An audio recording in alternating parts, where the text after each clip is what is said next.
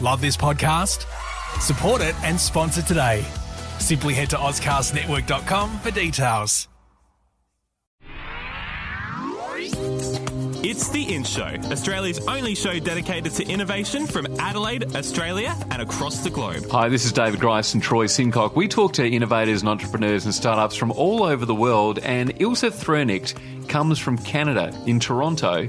She's actually here in Adelaide right now where we record this podcast. She really is, and the Thinker in Residence program is, I don't know whether you've heard of it before, but it's a really incredible program where you invite somebody in that's a learned person in any industry, and these Thinker in Residence programs have particular focus areas, and this one is all about collaboration and co-working spaces and different things like that. And Ilse is at the helm of Mars, which is a really amazing big hub, but it's supporting innovators and entrepreneurs and building high-impact growth businesses. So these are the businesses that are beyond just being a small business, that are really growing into something of magnitude, but also the concepts around scaling and how they're able to build these businesses and scale them really fast. And that's something that Mars actually does. David caught up with Ilse during a series of speaking engagements and asked her how her entrepreneurial career took shape and what she sees possible in growing jobs in the purpose economy. Ilse, thank you for joining us on the In Show. Firstly, what got you involved in the Don Dunstan Foundation's Thinker in Residence program? If I trace it quite a way back, I would say the similarities between Canada and Australia have always been a source of fascination. And over time, we've had a number of connections with different actors in the innovation system in Australia from my vantage point at Mars. And the thing that really was intriguing about the Don Dunstan Foundation's work specifically and the Thinker in Residence program is something that we implemented in a bit of a light version in Canada, but it's an extraordinary opportunity to have somebody who's been deeply immersed in a particular field of practice or a area of specialization just come and immerse themselves in your own local ecosystem and pull together some of the threads that you can learn when you begin to triangulate across multiple dimensions. And I think it is a truly unique program globally, and it's interesting since I've been in Australia just having a sense of how it's envied by other parts of Australia as a truly creative way to kind of just, instill some new conversations in the local community. Yeah, I love that about the program because it sort of brings huge impact when you hear from somebody abroad coming into a particular industry, just looking at it with a whole new, fresh set of eyes and ears and understanding what's going on, and then being able to then report back and provide recommendations and, new things that we could potentially think about or elevate the things that we're already doing. So what are you hoping that will happen as a result of the program, or are you just coming in here just really open and just seeing what the landscape looks like and going from there? Well, for this particular residency, I think there's an interest to start some catalytic conversations around three sort of themes, I would say. One is Adelaide is a university town in many ways, and similar to Toronto, has quite extraordinary post-secondary education institutions, strong research base, strong healthcare system, a research-intensive healthcare system, and trying to think about how can we move the ability to take those discoveries and breakthrough ideas into the market and get them to users, get them to patients in a more efficient way, given all the shifts that are happening in technology and the application of technology. So from our experience of trying to advance commercialization in Toronto, bringing some of that into just a look at the Adelaide system. The other element is how do we get the established corporate sector more involved in this process, and particularly in engaging with both the research ecosystem but also the startup ecosystem.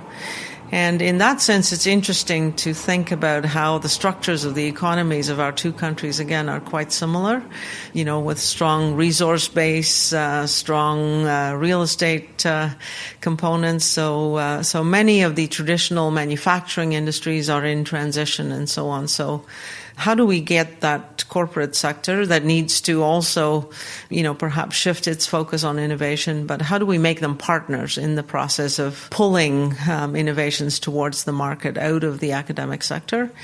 And then the third element is just how do we foster more cross-fertilization and cross-collaboration, because innovation in the final analysis is the ultimate team sport, and nobody can fix the challenges on their own. And so how do we get more actors from multiple parts of society engaged in this process, feel invested in this process, and more importantly, contributing to what would be better results for everybody? Yeah, look, that's really, really interesting because, getting the corporates involved, I think, is probably one of the biggest challenges, and especially when competition is so fierce in so many different sectors. But you obviously started your journey, your career in a very different place, didn't you? It's not you weren't a thinker in residence kind of, oversight kind of person. What happened from your school life and brought you into this world of innovation? Because I noticed 2005 you started, or you were at the helm of Mars, and as in not the planet, but an organisation called Mars. That's 13 years ago. And so, to be thinking like that back then, what sort of led you to the point where you were able to jump in? Well, unfortunately, I can't say it had a very logical trajectory like many of these journeys are. But in a funny way, my time at Mars maybe pulled together a bunch of threads from different experiences, and the messiness of the experiences was helpful in the end. Yeah. But I grew up in South Africa and did education in science, and so left South Africa to do a doctorate in chemistry at Oxford University, and went to Canada to do a postdoc, partly because I met a Canadian, so it was a detour of life. And during my postdoc, although I am have a very, very deep inner geek and absolutely love science, I realized that I was actually more interested in the application of science rather than the discovery process itself. And I was trying always to pull together the threads of how these technologies would be used and how they would change society. So even from a policy perspective. And so after my postdoc, I jumped into a startup company that had spun out of the University of Toronto in sort of materials chemistry, green chemistry we would call it today. And the company had a very strong innovation base, but happened to just hit an inflection point in the market and grew very quickly. So honestly, learned business by just jumping in at the deep end and trying to stay afloat. And after that, worked in a number of technology-based startups, typically within the sort of hard sciences space, and all of them with root systems in the university. So in all of those cases, we took technology discoveries and tried to convert them into products and services. So certainly built up some scar tissue from how difficult that process is. And as some of those companies became successful, we then ran into, of course, the other barrier, which is how do you raise capital for these early stage, still concept-based companies? And so it seemed like we were always begging for money.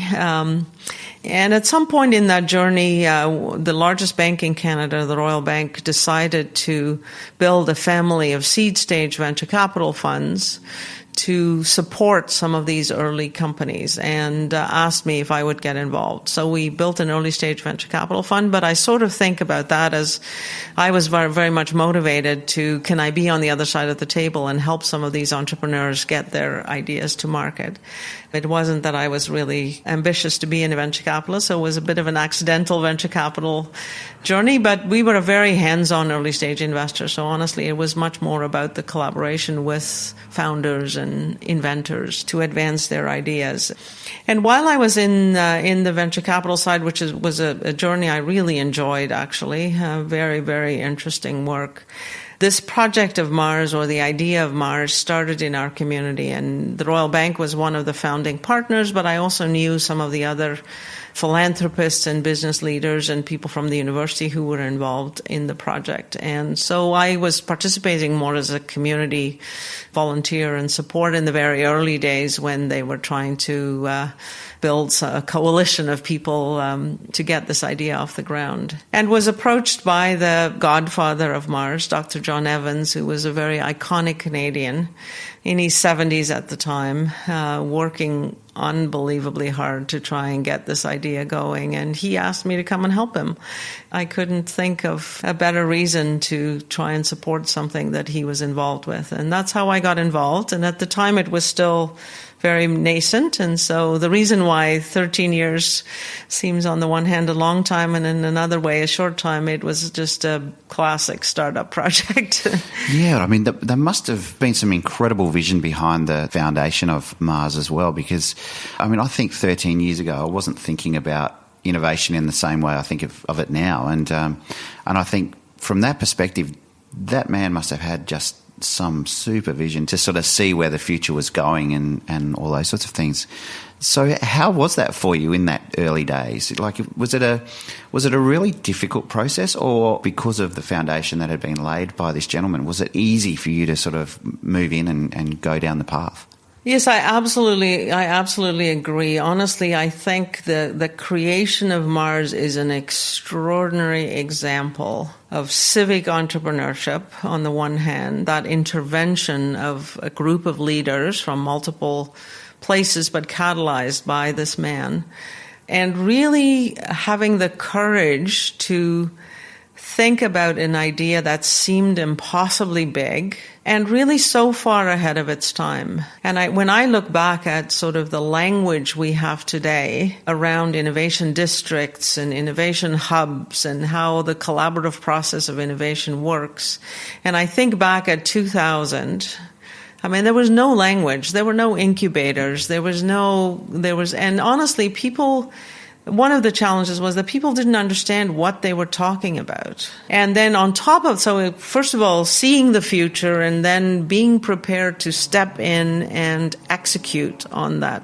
vision, I think is extraordinary. And you know, I think a real test of courageous leadership. But then the second part of that equation was very much, if we're going to do this in a way that's going to matter in the world, we have to do it at scale. So not only was it a crazy and impossible idea for people to grasp, it was huge in terms of its ambition.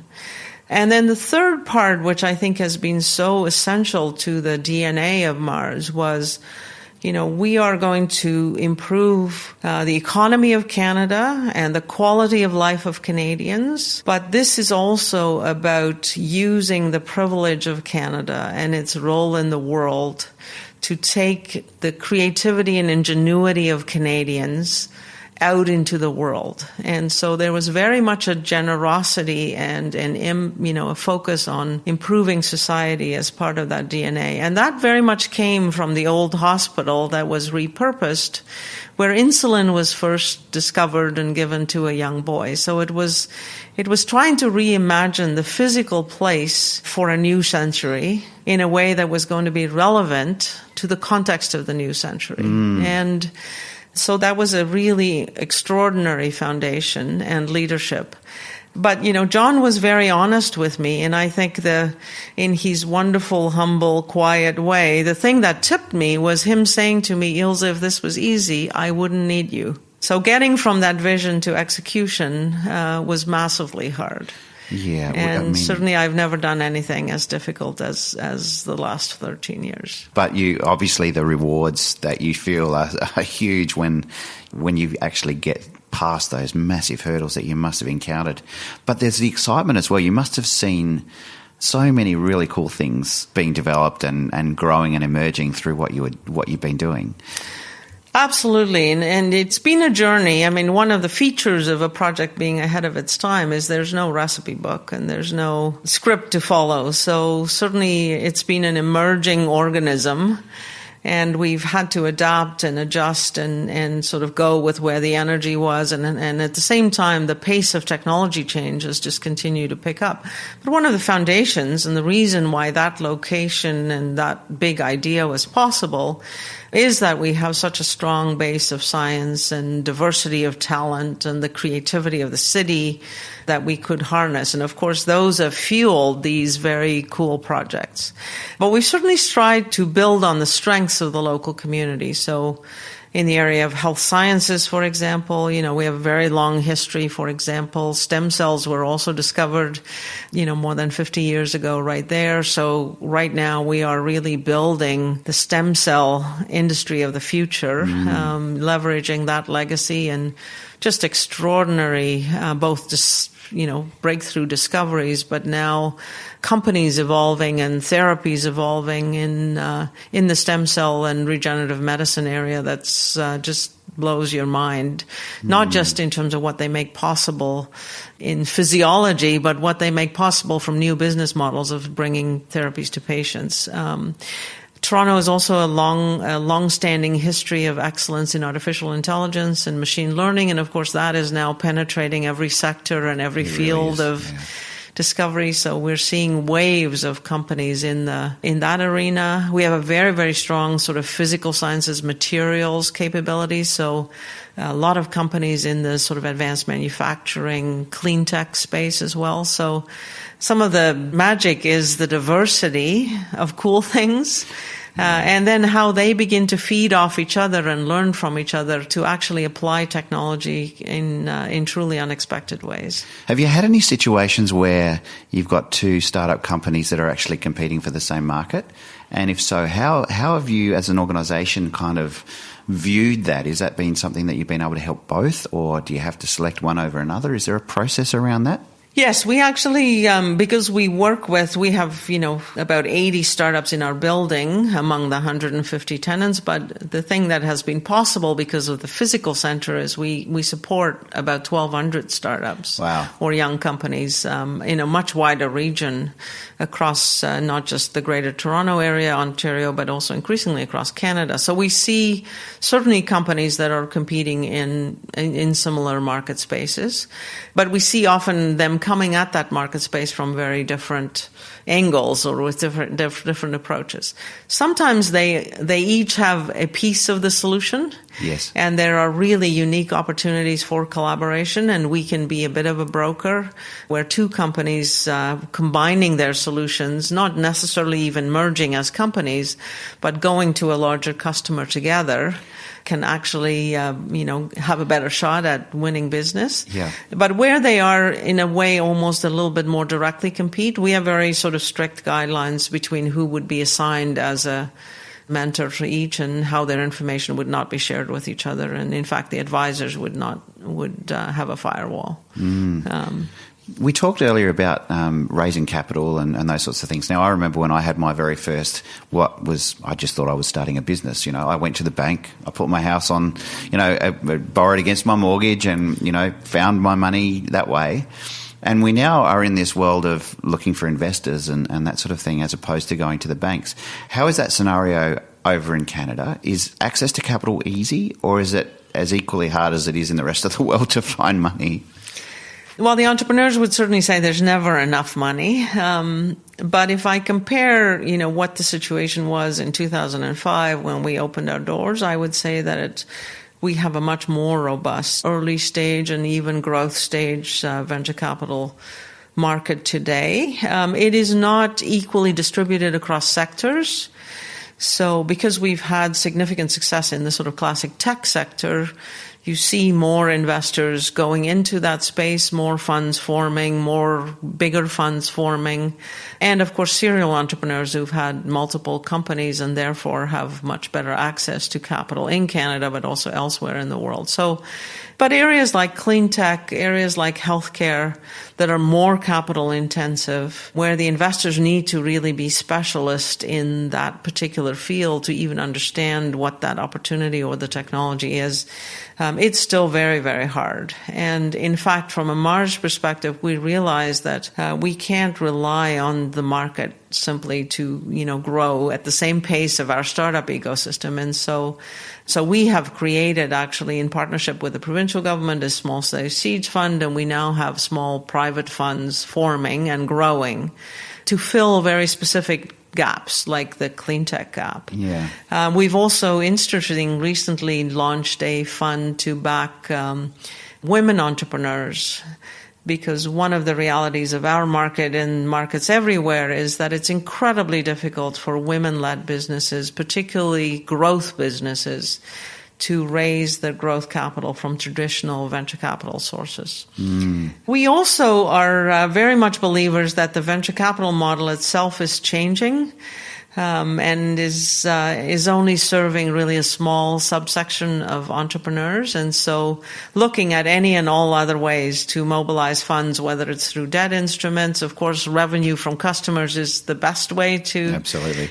To grow your business. But also looking at impact investing for those kind of businesses that don't fit traditional investment criteria for venture capital, and crowdfunding, other models that are emerging. So, and actually shifts of philanthropy into the investing space. So we want all of those access channels to capital to be available to our entrepreneurs, partly because there's such a wide range. And we're keen to help facilitate some new models of risk capital that would serve a broader base of entrepreneurs. Yeah, awesome. So for somebody who doesn't know what Mars is, can you please just explain what it is and how it works and that sort of thing? Because I'm sure there's plenty of listeners that are really interested to find out about Mars and what you offer. So could you perhaps just share with us a bit about that? Absolutely. It is what we would call today an urban innovation hub. So it is a physical place that was built around the site of an old hospital, but today comprises 4 large buildings around a sort of a central enclosed atrium, so a bit of a campus, if you want.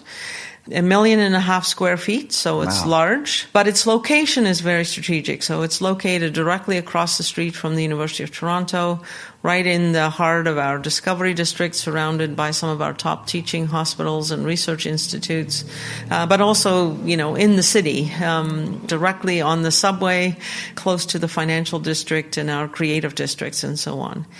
The complex itself has a mix of state-of-the-art laboratories as well as office space. And the concept is to co-locate all these actors in the innovation food chain.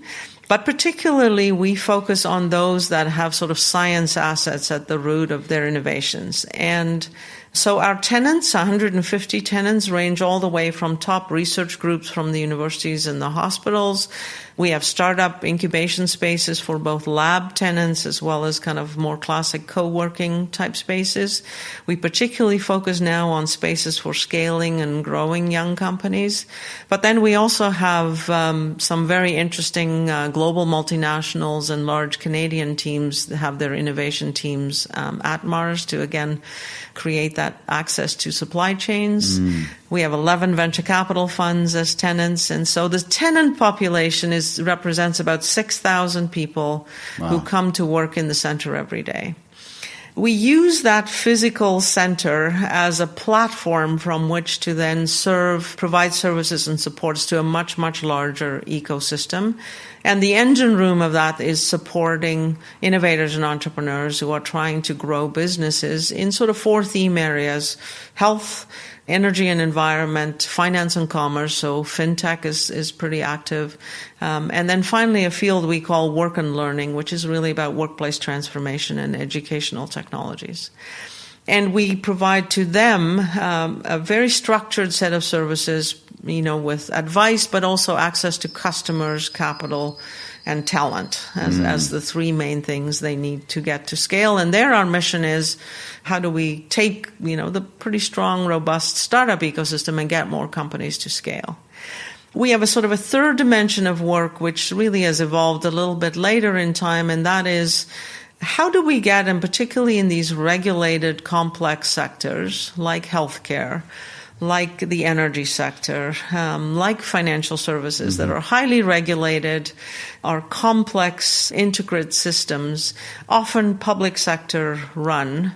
How do we get them to be better adopters of innovation so that these young companies that we're starting on this side can actually participate in our own health system, in our own energy system, as a springboard and a proof point for access to global markets? And that's where the science and art of fostering collaboration in a complex system involves, large agencies, policymakers, big companies, small companies, regulators. It's actually has built our capability in terms of bringing innovation into complex systems, which again, I think makes us more effective in actually being a system changer in advancing the ecosystem writ large. So we have this physical hub. It has a rich suite of very targeted services for innovators and intrapreneurs, if you want. And then, of course, it's actually a partner in the community, building the city, building the innovation ecosystem for Canada writ large, and partnering with partners all over the world. Ilse, thank you so much for joining us on the In Show, and we really hope you enjoy your time here in Adelaide and working with our community. Absolutely. No, thank you very much for having me, and I must say it's a privilege to be here, and I'm very grateful to the Don Dunstan Foundation and everyone in Adelaide. That's the Don Dunstan Foundation's Thinker in Residence, Ilse Treurnicht, and you can find out more about the Don Dunstan Foundation's Thinker in Residence program at dunstan.org.au. Now, on the next In Show podcast, we're going to find out what's in. Yeah, Troy, we're talking to Leanne Isaacson. She began as a traditional farmer, and she now calls herself a digital farmer. Find out more about that on the next In Show podcast. The In Show Interview. To hear more of The In Show, subscribe to In Show on Apple Podcasts or find us at ozcastnetwork.com. A Dave and the Beanstalk production.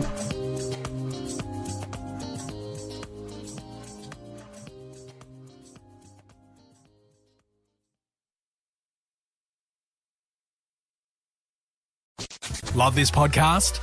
Support it and sponsor today. Simply head to ozcastnetwork.com for details.